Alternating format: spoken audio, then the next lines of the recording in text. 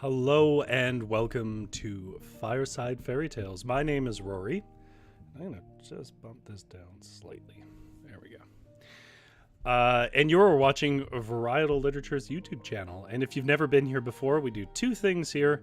Tonight, Tuesday night, we read old folk tales and fairy tales. Tonight being a fairy tale. And on Thursdays, we play solo tabletop RPGs and new writing games, basically, and we do a ride-along. So if either of that interests you, you're in the right place. But tonight, we will be looking at a story, pardon me, part of the reason I'm a little late starting is I had some coughing to do. We're going to be looking at a story from the storyteller, the Norwegian storyteller. It's either Regine Normann or Regine Normann, or somewhere in between those two, depending on exactly how her name was pronounced at the time, because Regine is a Latin word, a Latin name, but Regine would be the more Norwegian way of saying it, as I understand it, because they have a lot of soft G's. But either way, Regine. If you are, by the way, wondering when the story starts, and you're not watching this live, down in the description below, there will be a timestamp that you can click on. That timestamp will take you right to the beginning of the story tonight, or wherever it is you want to look in the video, so you don't have to listen to any of the preamble. But if you are here live, one thing you can do, and what is already happening, is the fastest growing and most menacing, according to respectable scientific institutes, live chat on the internet is currently rolling by. If you want to join in there and tell me what you think of the story and thoughts as it goes along, and join in with the conversation with the lovely people there, you're welcome to do so. And I see that we have Tammy Morelli, Zombie Wolf, GS, Uncle Kitty, Jum Store, and I think that's everybody in there right now. Thank you so much for coming by and watching the stream again. It's always good to see all your faces. I see that there are many conversations going on, and I won't involve myself in too many of them for now. Jumpstore does ask a direct question: what geographic location are these fairy tales tonight? I did answer it, but just to clarify, this is from a Norwegian writer. They were originally written in Norwegian, and they were translated by Simon Roy Hughes, who is a contemporary translator, and who I would count at least as an acquaintance, if not somewhat of a distant friend. I only know him through translations and discussing this stuff on mostly Mastodon. But he has this entire book, which is called Ringelihorn, on Amazon as a translation. We've read several stories from it, and you should absolutely buy it. It's not very expensive. When the video is no longer live, I'll pin a comment where you can go and get it, because she is an excellent storyteller, which leads me to my notes before we start the stream. Jess says don't mess with us. Regine Normann was a Norwegian woman from the 19th century who, while growing up on her family farm, heard many tales from passing travelers. She then took those tales, that folklore that she had heard, and retells them with her own sort of infusions. Some of them are more faithful to the originals than others. Some of them are made up out of whole cloth based on inspiration of the lore that was around her.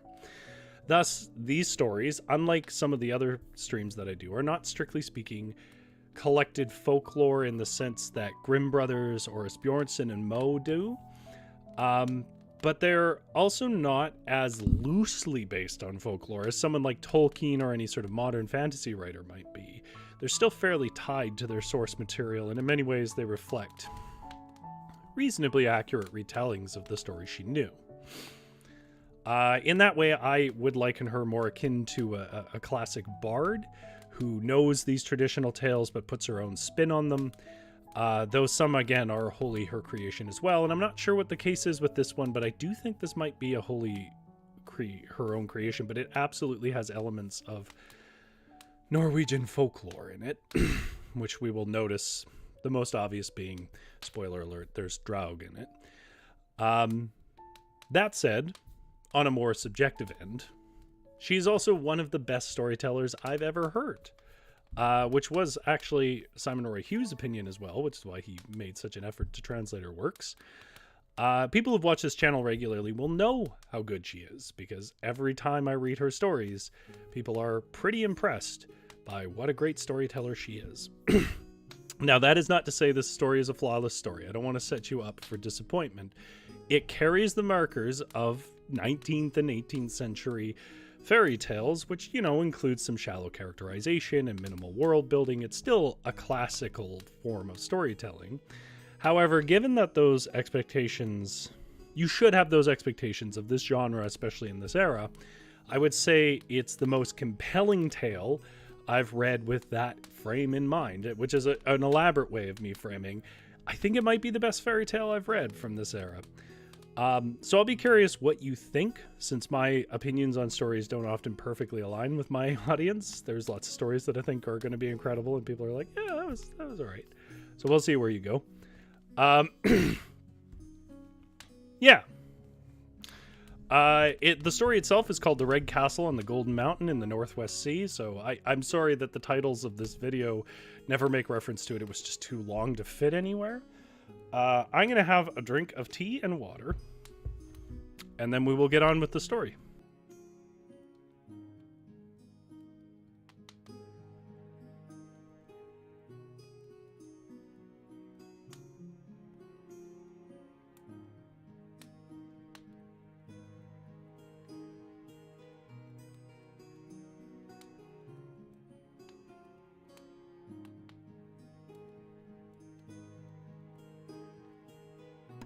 Actually, let me say one more thing. I won't get too into it because it's one of those things that people love to bicker about. But I would say it's actually reasonably settled in folklore circles, or at least generally agreed upon. And that is this distinction between folklore and fairy tales. They obviously are bedfellows and take inspiration. Fairy tales more take from folklore than folklore from fairy tales, but they aren't the same, though. We generally read a lot of folklore on this channel, and folklore I would characterize as being, you know, a lot more unrestrained. It can include things like princes and princesses, but it doesn't tend to follow tropes in the sense of, like, narrative tropes. Like, it has recurring characters and tropes in that sense, but it doesn't really follow established arcs and so on and so forth. Whereas folklore, you know, folklore is sort of urban legends. It could be a story. It's not necessarily for kids. Often it isn't. It could be a story that you heard from a friend at a bar. It's that kind of stuff. It's, you know, cryptids and monsters and where did she get her gold and stuff like that. It's explaining little weird things in your city. Fairy tales, on the other hand, are pretty open about not really being true. Folklore often presents itself as true. Whether it was believed or not, we won't know, but at least some of it was. Fairy tales tend to be more specifically targeted towards younger readers, where folklore is not really targeted at all. It's just stories. And it tends to follow set patterns more, though I would say one of the things that stands out to me about this story is it feels like a different structure than I normally find.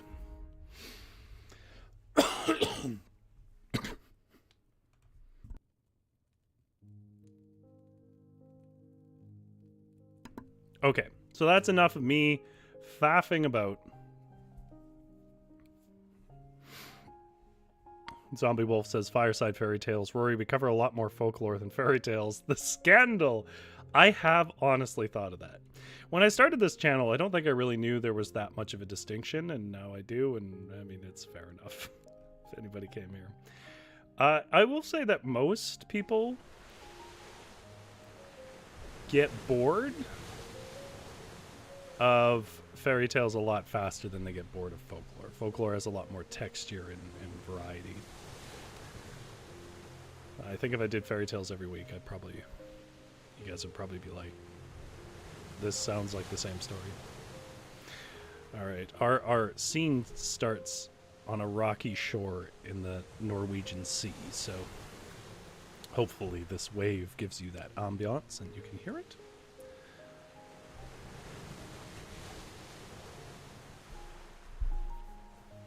Our first and really only tale we're reading tonight is called The Red Castle on the Golden Mountain in the Northwest Sea, and comes to us from the Norwegian 19th century author Regine Normann, who has been translated here by Simon Roy Hughes, who has made her works available on his Amazon page, which I will link in the comment below when the video is no longer live.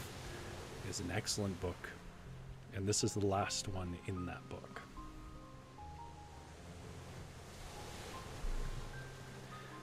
There was once upon a time a husband and a wife who lived by themselves on a flat stretch of beach out towards the great sea. Above the beach stood a sheer mountain that had a square black hole in the midst of the flat rock wall. And from that hole once in a while came such whining and weeping that it was terrible for those who lived so close to hear it, not being able to reach up and offer a helping hand. Off the shore lay a couple of grass-covered homes, and besides these there was nothing but sea and sky. The husband and wife had a good farmer in the loft of their cabin, for folk had lived on the beach before them. And I must pause here and tell you the footnote on this, because this is important and never explained in the text of the story, but she actually had a footnote we're going to cover here. This term here, good-farmer, translates from the Norwegian gul bond, which just means good farmer. But it doesn't just refer to a good farmer, it refers to the spirit of the first farmer to farm that land. It's apparently a rather obscure concept, but he's an important character in the story, and you should know that's what it's a reference to. So it's known that he's not living in the sense that we are. He's the first settler and farmer of the land.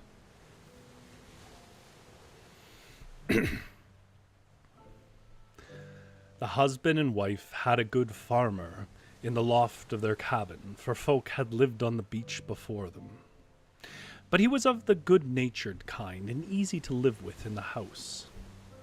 Kariana, their little girl, carried still warm milk up to him, and when her mother baked bread in the oven, Kariana took a crust with syrup on it up to him and stuck a bit of flesh in the middle. But she should never mark the crust with a cross or crown, for then he wouldn't touch it, her mother said.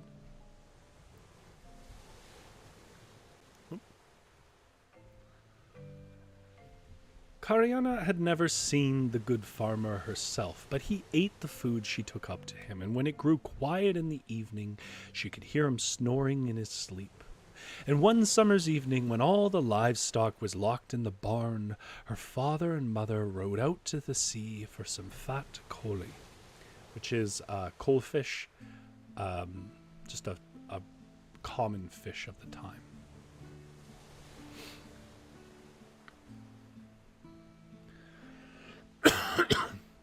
Kariana sat on a mound a little distance from one of the lean-to sheds, staring at the boat, trying to count the gleaming fish they lifted in over their gunwale. Gunwale being the sort of edge of the boat, top brim.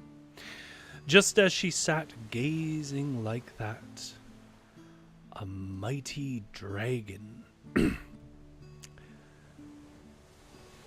came swooping over the sea and the small home, straight towards that sheer rock wall.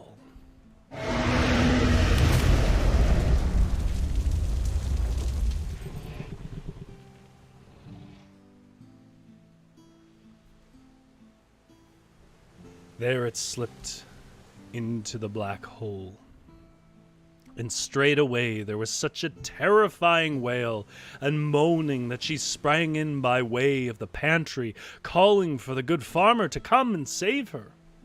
She'd hardly called before he came to her, an ancient man in grey vodmel, which is basically merino wool, tunic, and an otter skin hat on his head, common for the time, and a fringe of beard around his chin and cheeks. The girl ran into his arms and begged and pleaded that he would save her from the terrible dragon that had just flown into the hole up in the mountain, which now was torturing someone inside. "Come with me to my neighbor, Hugh," said the fellow. And with that he took Cariana by the hand and went with her to the mound she'd just left. And he knocked with the knuckle of his right middle finger upon a flagstone that laid there. And straightway there was an opening large enough for them to go into the mound.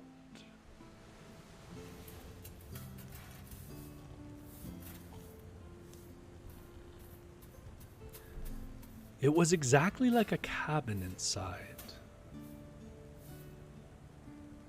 And a fellow who was at least as old as the good farmer sat there with a knife, cutting slices of cured ham and drinking skyr, which is, I'm sure you've seen it somewhere.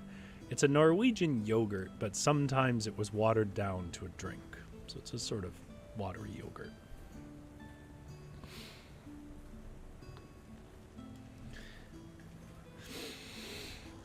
"Good evening, neighbor," the good farmer greeted. "Good evening to you," said the old man. "You may find your way forwards to taste what's on offer," he said, shoving the cured ham and the bowl of skyr towards the good farmer. They sat a while and chewed and drank, and then the mound fellow asked what manner of wretch he had with him. And the good farmer said it was a little slip of a girl who usually carried up warm milk and newly baked crust to him. And tonight she'd seen the dragon from the castle on the Golden Mountain going into the hole in the top of the rock wall, and had come springing in, begging him to save her from the nuisance. "Oh, you are a kindly little girl who sits playing on the roof of my cabin. So I know all about you. I'll sit here on my footstool, you, and do not be afraid. The dragon will not venture in here, you can be certain of that," said the mound fellow. And then the old man told her that long before the time he'd been laying in the mound, a king of the sea had lived on the beach.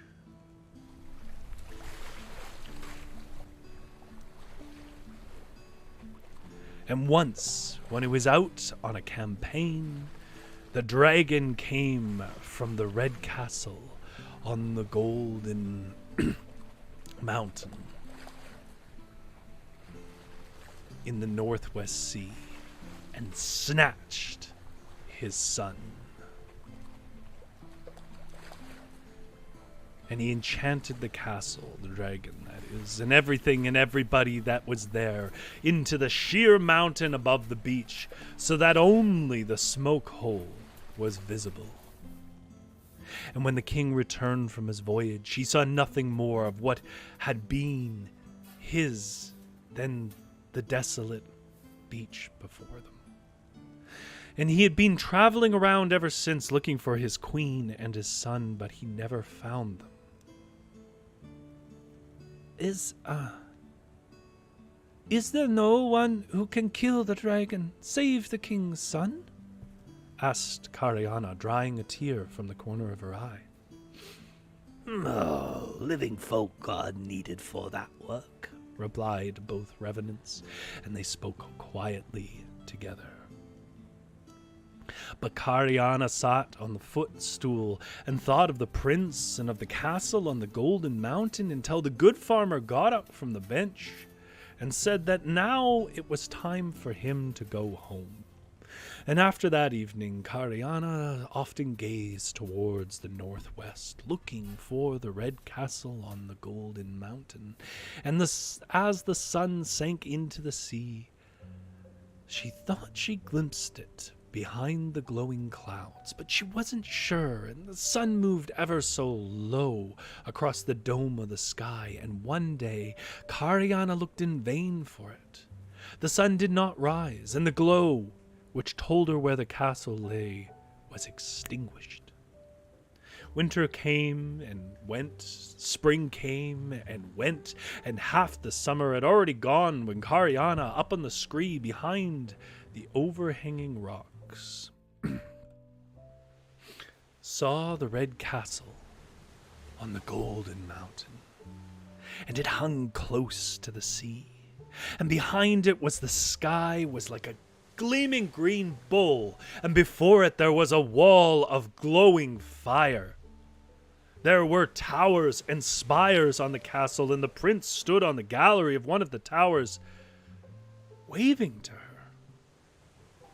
And she waved back, first with only her hands, and then with her scarf, so that he should surely see that she answered.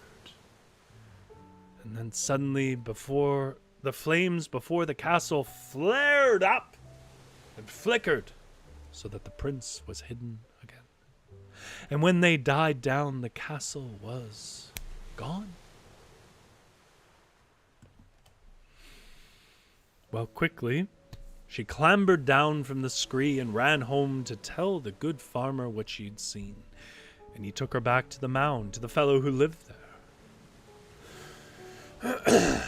Do you want to come along and save the prince, since you are the one who has seen him? Asked the mound fellow, and Cariana said that she would be more than pleased to do so, so long as someone would help her on her way. And then the mound fellow took an old fire steel, a chunk they used to chip for fire, worn smooth, and laid it in her hand. Take care that you don't lose this along the way, he said. When you come to the castle, throw it right over the dragon's head that lies sleeping within that wall of fire, and the way to the prince will be free. But how will I come to know where the castle is? Asked Cariana, taking the fire still and putting it into her bosom. I shall sail you hither myself, said the mound fellow, seeking out oilskins both for himself and the good farmer. When they came out of the mound, a fine ship lay close to land.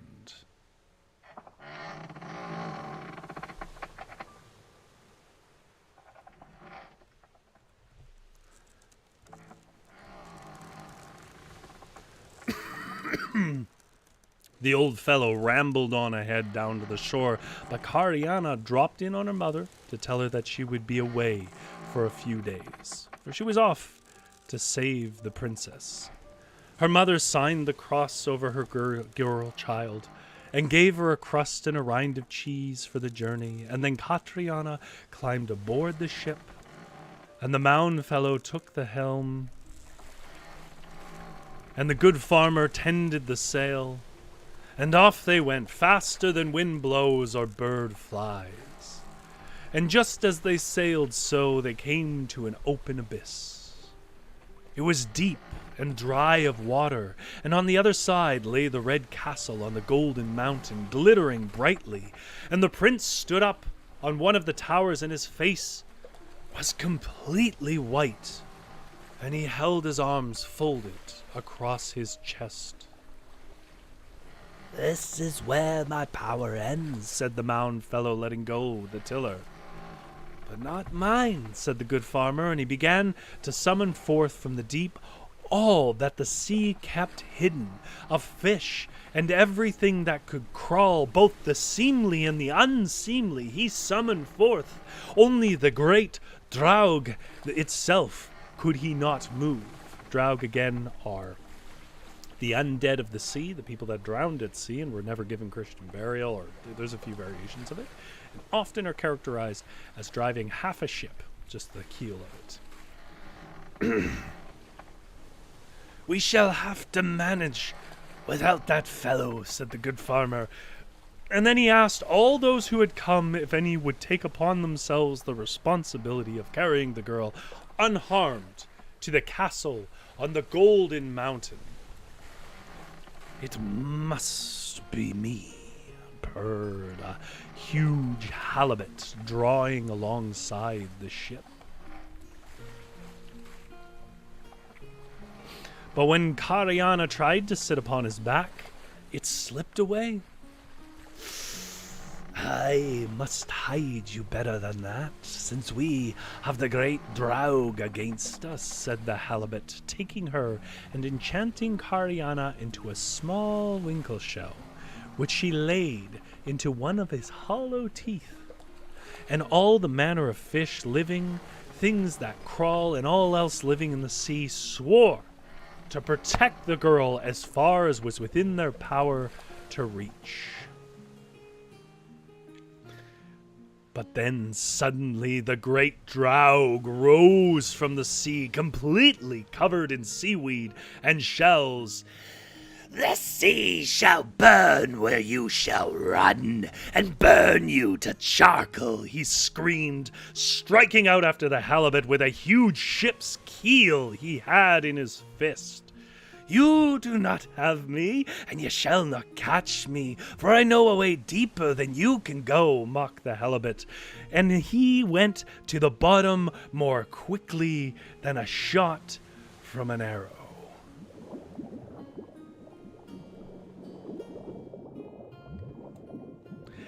But the great Draug went after him, and all the fish and everything that can crawl in the sea sank too. The abyss filled with glowing fire, and the sea quaked and shook, so that the fellows had great trouble saving their ship.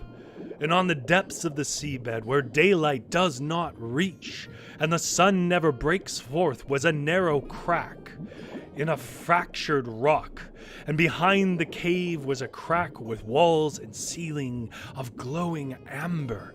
And the halibut squeezed itself through the crack, transformed Kariana into a mermaid, and bade her stay in the cave while they squeezed themselves out to fight against the enemy. Well, it was not long before the great Draug came charging in with an army of sea Draugs behind him. They used ship planks and huge trunks of seaweed as weapons, and were terrible, terrible to behold. But the halibut lay in wait with its army. They had only their bodies to rely upon, and some hissed, and some gnashed their teeth, and scratched with their claws, and some sprayed venomous acid, and some thrashed with their flukes. And in the midst of the softest mud, Mother Octopus laid, and hooked Draug after Draug into her long, tough arms, while the whale and walrus and seal and fulmar and everything that was formed such that it had to breathe in the air shot back and forth, using their great might where it was needed most. 3 days and 3 nights the battle raged, and then, at last, the great Draug fled, together with those of his horde that had still the strength to get away. The halibut's tail had been cloven during the battle. It dismissed its army and set Mother Octopus as a guard on the entrance to the cave. Now, Kariana was busy cleaning the halibut's wounds of splinters and rusty nails. She rubbed in seaweed ointment, as her mother did when someone injured themselves, and bound a rag over the wound. Even so, many days passed before the halibut was well enough to splash across the cave, and it was impossible to set out on the long journey to the Red Castle on the Golden Mountain in the Northwest Sea. But Kariana carried the prince in her thoughts, and her heart stung with yearning to save them. Then there came a day on which they thought of peace, But just as they suspected no danger, fire began to drip down from the roof of the cave. The halibut turned over to its white side with its white side up, caught Cariana and transformed her into a winkle shell and hid her in its hollow tooth. It just managed to save itself in one of the narrow passages that radiated out from the main cave before the water in the cave bubbled and boiled. It swam away so that the water streamed about it, but wherever it came it was met with glowing warmth, and from the roof it heard the great Draug grinning and laughing at the suffering it had sent upon its enemies. The halibut shot to the bottom and dipped its snout into the sand. "Help me now, you beneath me dwell," it cried, and straightway a passage opened up, and a sea serpent stuck its head out of the opening and invited it in. "Please, come in." Beneath the seabeds were fields, forests.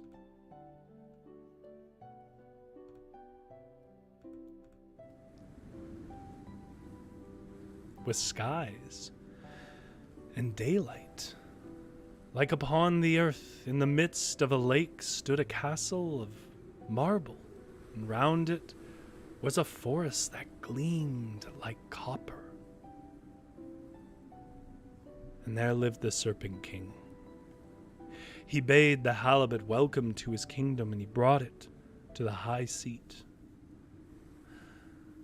"Now show me who, she whom you hide in your tooth, so that I may also behold a living human in my kingdom," he said.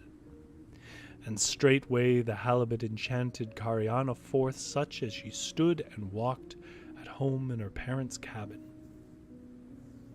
Now the Serpent King stared at her as the plates in his armor gleamed like the brightest precious stones, and the whiskers around his snout quivered. And Cariana greeted him as politely as ever she had learned. Never had she seen anything as fine, as magnificent as the Serpent King. And the prince slipped from her mind. The Serpent King asked if she would stay there, be his queen. She would have anything she pointed at.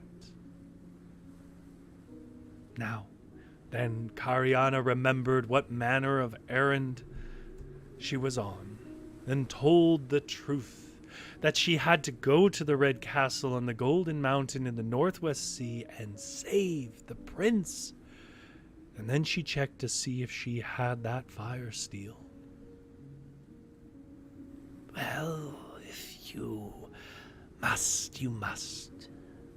I shall not hinder you," said the Serpent King, and with that he dressed Cariana in a dress more beautiful than the clearest blue of the sky, covered in stars.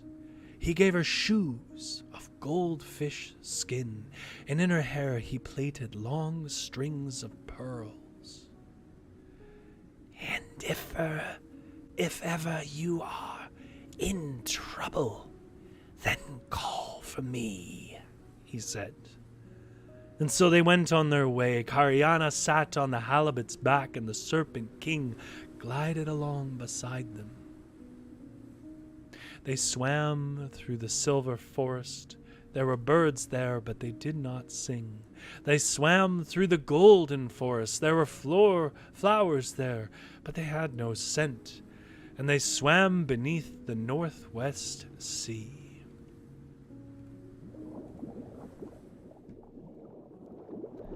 And when they surfaced, they were close by the Red Castle on the Golden Mountain.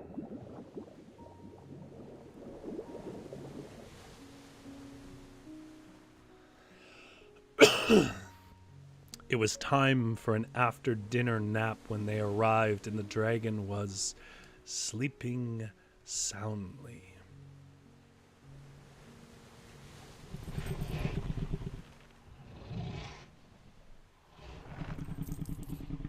within his walls of fire. Now, take your fire steel, go through the heat, and throw it over the dragon, Cariana, said the halibut. So Cariana set off. Never had she seen anything so beautiful, yet so fearsome. And had the princess not been waiting for her to come and save him, then she would have turned around and bidden the halibut take her home to the beach and her parents.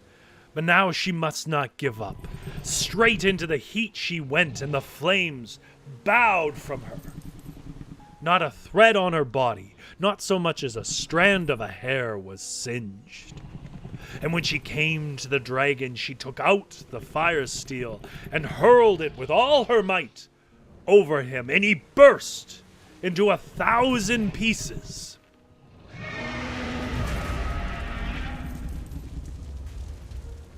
And blew into the sky like a mighty shower of sparks. Now the way to the castle lay open to her. Cariana climbed the stairs, and before her lay hall within hall, and all of them gleamed with gold. In the innermost chamber sat the prince, stiff and white.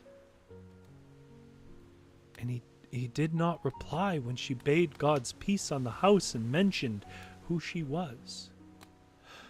Oh dear me. I've come too late to save you, she cried, casting herself face first into his lap, weeping.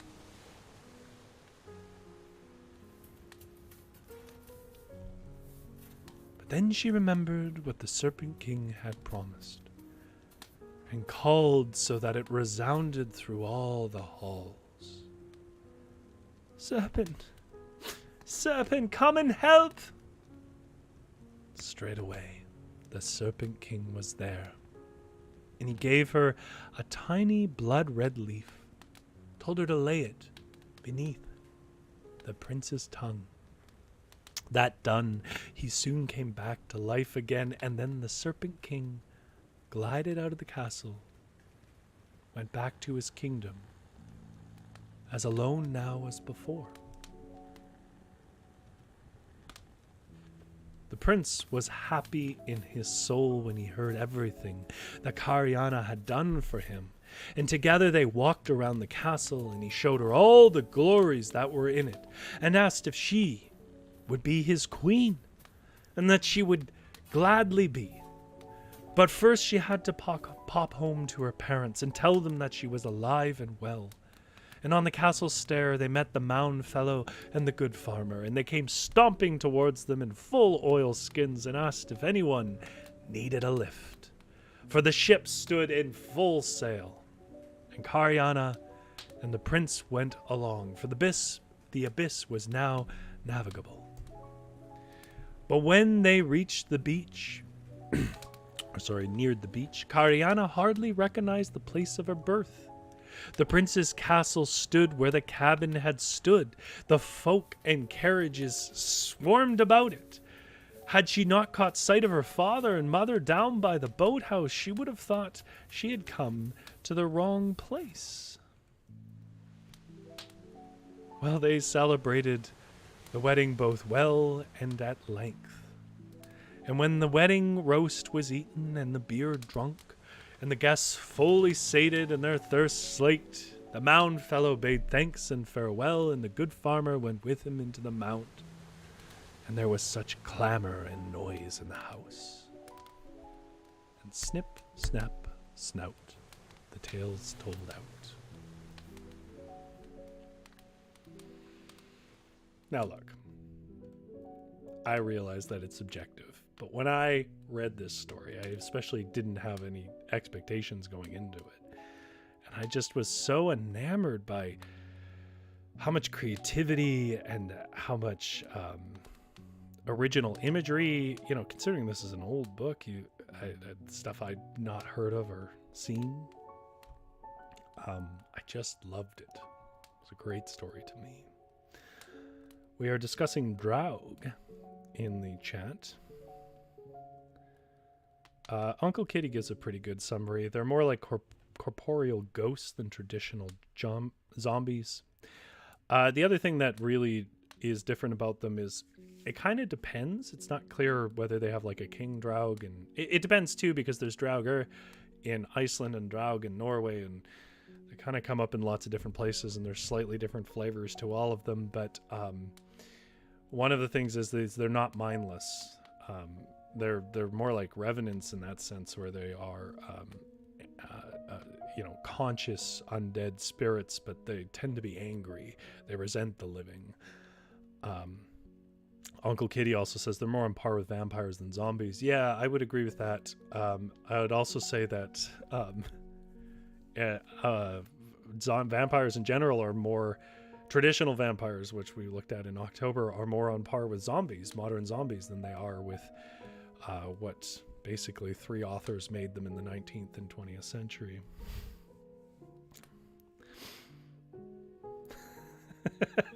Jumpstore says, Prince after meeting Kariana for the first time, let's get married. Kariana after seeing all the riches in the unnecessarily extravagant castle. Sure, babe, let me just talk to my fam first. Uncle Kitty says, I wonder how dragons became associated with gold. Well, I don't know that there is any way to really settle the topic, but the one traditional interpretation is that dragons represent the bad king.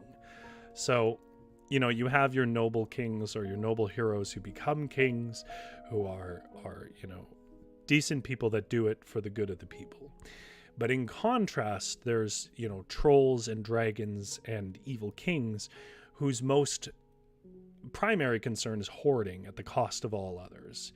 And so, dragons are pretty prevalent and they're portrayed in different ways, but the dragons that get associated with gold are often regarded, I don't know how true it is, it's just an interpretation that I've seen in literature about it, are often regarded as representatives of basically, as other people have pointed out online when this comes up, Elon Musk and Jeff Bezos of the world, people that have that will burn the world for their money.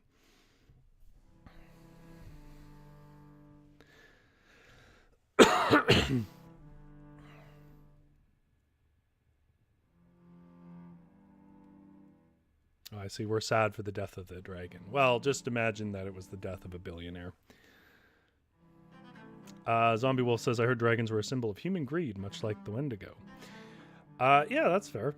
Yeah, it's definitely one of the primary old sources we have for a dragon is the one in the Poetic Edda, I think. It's in Norse myth, but I can't remember exactly which source. There's 2 major ones that we draw from, but in that one it's more like a landworm, less like a traditional one, but it was a dragon that was hoarding a bunch of gold, and so a man goes and kills it to steal its gold and is cursed for doing so, to be greedy. I'm doing a bad rendition of it. It's a rather famous story about some brothers and whatnot. Anyways. Every time someone says zombie, I have to remind myself they aren't talking about me, Zombie Wolf says. Indeed. Let's look at some translators' notes, because last week, Jurgen had some notes, and he responded to some questions that came up in chat last week. So, buckle up. So this part of the show is called Translators' Notes. Now and then, I'm reading works from contemporary translators, and they will add notes about things I either got wrong or confused about, or questions people had, or even just new observations or nuance, because I do my best not to read their commentary. Now I'm going to leave the Translators' Notes window up, as I usually do, so that you understand that these words are not my own, and I'm not taking credit for somebody else. It's words. Today's Translators' Notes come to us from Jürgen Hubert, and they are a response to my video last week, which was about medicine in folklore. And it was mostly German, which he does German translations. A great reading as always. Here are some notes. I was actually bitten by a dog once, a dog rescued from a Romanian animal shelter, which are infamous in Europe for their cruelty. I was turning around a corner when the owner was trying to get the dog out of her car, and when the dog saw me, a tall, broad-shouldered guy of the rough shape of someone who had maltreated him before, he got free and took a deep bite into my ankle. If I had notified the authorities of this incident, the owner would likely have had to put the dog down, but frankly, the dog had experienced enough misery from humans in his life, so I settled things with assurances that she would be more careful with applying a muzzle and pay for a new set of trousers. Well, that's very decent of you. Regarding Zombie Wolf's comment, and he quotes it here, I always thought it was kind of sad and disappointing to see the devil be so easily tricked when he's supposed to be the ultimate silver-tongued evil. And Jurgen responds to that. That's actually a fairly modern portrayal of the devil. In earlier depictions, he is the embodiment of pride as well as other sins. He can't believe anyone would win over him until someone does it again and again. Not unlike certain political figures, come to think of it. He has power, yes, but only if humans choose to give him power over them. Which I think Jurgen says there better what I was trying to note, which is that the devil is arrogant. He's an idiot, and for it. Regarding Uncle Kitty's comment, and he quotes the comment here, I've always wondered why the devil bargained power in exchange for souls, as anyone who would take his deal was likely his already.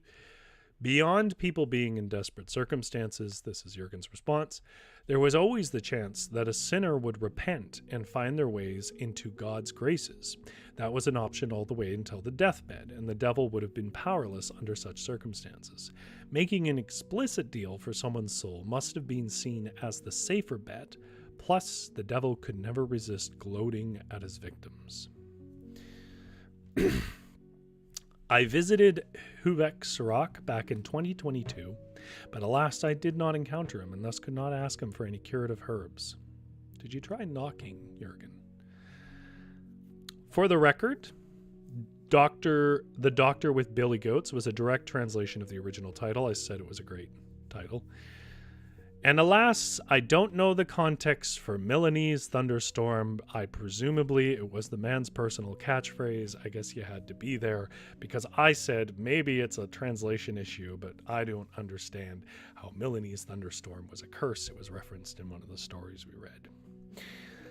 Jumpstore says, so the devil in Folklore is Freddy Krueger? That's an interesting comparison. There's probably something to that. Zombie Wolf says those Catholics sure did love their last rites. Yeah, I mean, that's a good point. You know, redemption, deathbed redemptions. The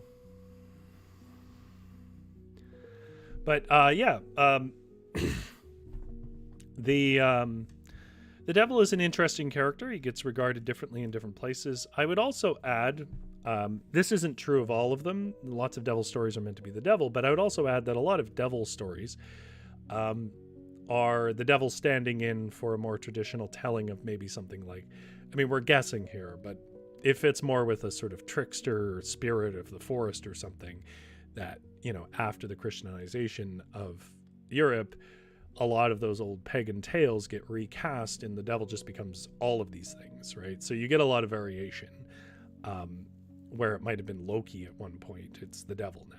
It might have been something else. It might have been some dwarf at one point, and it's just the devil now, or a devil. But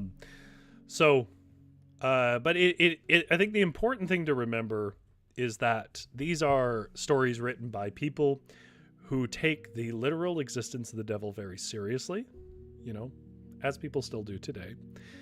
And for that reason, his appearance is not merely for its entertainment, it's also to help characterize why his way is flawed. And I think, without going into anything too extensive, I think one of the most interesting observations that you find in certain interpretations of the Bible, but also is core to Lord of the Rings, is this idea that as powerful as evil is in the world, and in Lord of the Rings, the contention is evil is more powerful than good in the world. If you didn't know that, that's the point of that story is that's half the point. But evil is self-defeating. And I think that's what the devil really is there to represent in a lot of these tales.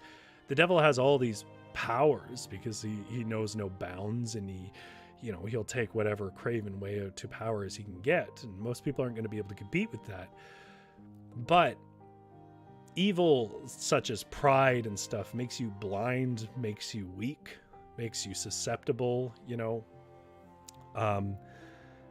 I think it's important to remember that that's the spirit that he is being presented in. The devil gets presented in these tales as a cautionary tale about how evil and its sins will lead to your own defeat.